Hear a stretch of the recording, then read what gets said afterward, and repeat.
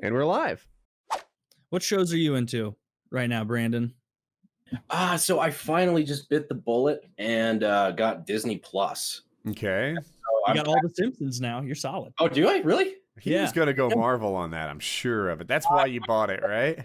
It was actually because I kept getting shit spoiled because like I didn't start WandaVision, I didn't do any of that, and now like I finished as far as we are into Falcon and Winter Soldier. Me too. And that's I'm like, all right, I'm kind of on board, and I'm starting WandaVision now that I finished that, and like I've finally gotten to the part where I'm like, okay, like it's getting interesting now at least. WandaVision.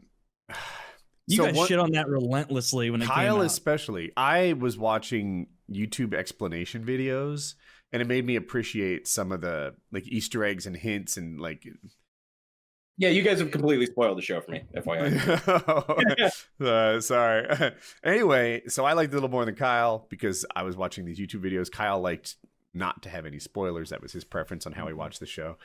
So I, on the other hand, wanted like assistance. You know, what did I miss? What happened in this thing? So it was. Yeah, I lost interest. Like the main thing, even though the story was getting better, I didn't give a shit about those characters.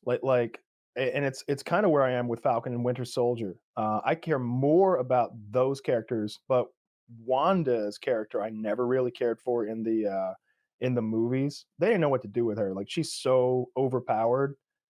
She's kind of like Quicksilver in or any of those speedster style characters that are in the movies. It's like, all right, well, it's time to fight the big boss. We got to find a way to like get the Flash out, like he's got to be busy somewhere else, or Quicksilver has to be like have a sick aunt or something, because there's no way that like someone who can like change space and time can be here, or they're just gonna fix things. It's kind of the problem you have with Superman in the Justice League. It's like when, especially in the Snyder cut, it's like when Superman arrives, it's like, oh, okay, so he can just beat the fucking dog shit out of the bad guy. Like one hand behind his back, like he's toying with it. It's like the end of the Matrix, right? Remember the end of the Matrix when Neo is like watching Agent Smith throw all those crazy fast punches, and he's just like dodging them, and he's just like grabs his wrist and like side kicks him through a wall, and he's just like, bro, not even on the same level. I liked how they handle. So Marvel handles it differently. Marvel does a pretty good job of convincing me that everyone's a useful member of the team. Right? You've got Iron Man, you've got a guy who's literally a god, and then you've got Scarlett Johansson with a Glock, and somehow they're all taking down 1,000-foot-long monsters, right? They're one-punching Leviathans, and you feel like Scarlett Johansson is actually a useful member of the team somehow. I buy it. I'm sorry, Brandon, say that again? She's moral support, I get it. Okay. On Justice League, especially the Snyder cut, they didn't attempt to do that at all. You've got Wonder Woman, Aquaman, Cyberpunk, whatever the fuck his name is, and the Flash, all working, all doing their best to fight the big baddie, and then Superman shows up, and it's just he's unimpressed. I think Superman lets him hit him, and he says, "I'm unimpressed." Does that sound about right? To be fair. And look, if you haven't seen the Snyder cut yet and you care, I'm spoiling a little tidbit here. The bad guy kills Superman. Like that's how the Snyder cut goes. Like the bad guy kills Superman and the entire Justice League, except for the Flash. And the Flash is the one who has to use his ultimate super scion, faster than the speed of light, turn back time maneuver to like win the day. So I gotta disagree there. It's in the theatrical cut, where it's kind of what you're describing, where Superman just shows up, beats the dog shit out of the guy, and everybody else was just like, glad fucking Clark showed up, glad Kal-El like managed to get his brain straight, because we were all just going to get beaten to death. But in the Snyder cut, they do a much better job of getting everyone involved, except for Batman. And the reason Batman isn't doing much is because what's his fucking name that plays Batman? I can't believe I'm spacing on this.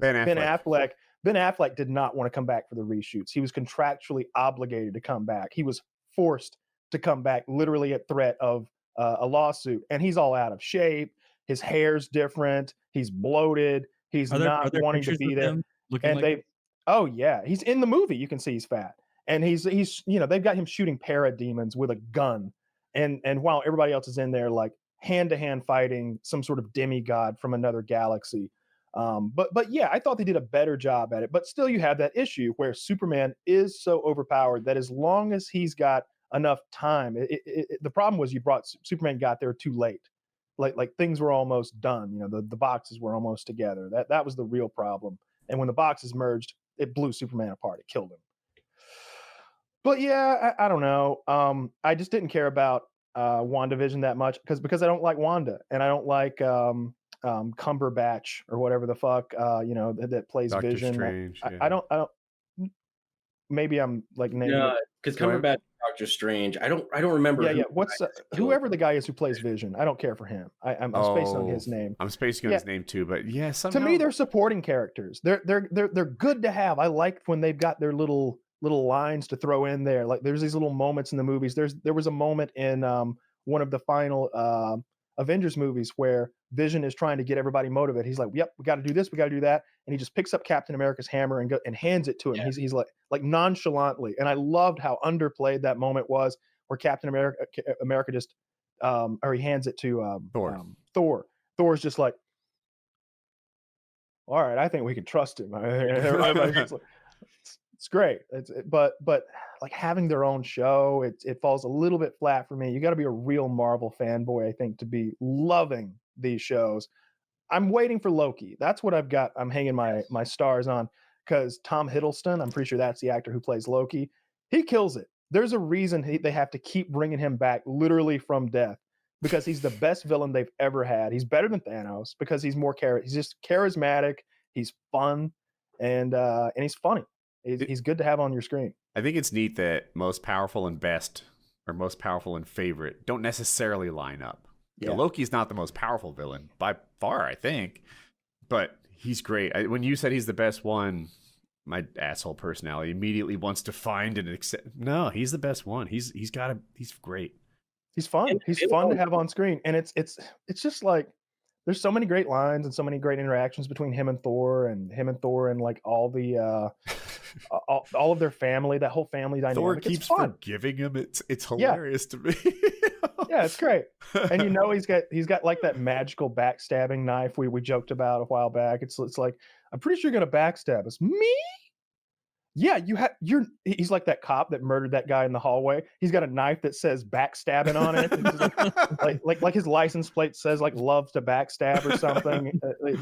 That's his style. It's almost like having an AR-15 with a dust cover that says get fucked or something. Yeah, exactly. Yeah. I'd rather be stabbing somebody in the back. Yeah. That's his thing. Yeah. I'm going to kill you. That's what it's like the line. There was a line from one of the Thor movies where he's like, "Oh yes, one time when my brother was young, he said, 'Hey, look,' and threw a snake at me, and he knew I love snakes, but it turns out it was a knife, and he stabbed me in the chest." It's like, and you knew I loved snakes, really? Well, I mean, there's no reason not to love snakes if you're invulnerable to them, right?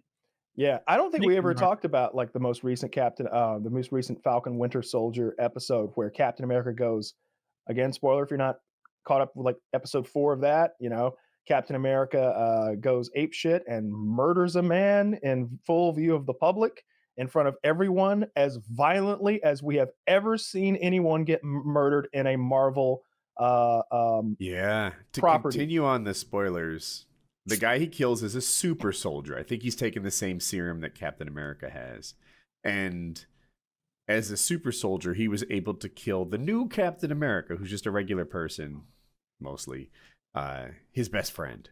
So Captain America learns that his best friend died. Captain America kills the guy who did it. Well, no. The girl killed his best friend. The like half black, half ginger girl. Oh, you're right. But he just caught the closest super soldier he could. He caught the first one he could lay hands on and murdered him with the shield. The guy says it wasn't me. And it's straight out of the comics too. I don't know if you've ever yelled like taser as he stop resisting. As the guy's just like that was a good one, Brandon. I like it. Literally beats him to death with the Captain America vibranium shield. I don't think there's ever been anything quite that violent in the Marvel universe. Like usually when even if someone's literally being like torn apart, they'll just kind of get those cracks all over their body and like light will shine through them and they'll like blow into like CGI. Sure. We had an instance of someone like who's made of flesh and blood being bashed to death with a very dull implement in the midsection until there's blood splattered everywhere.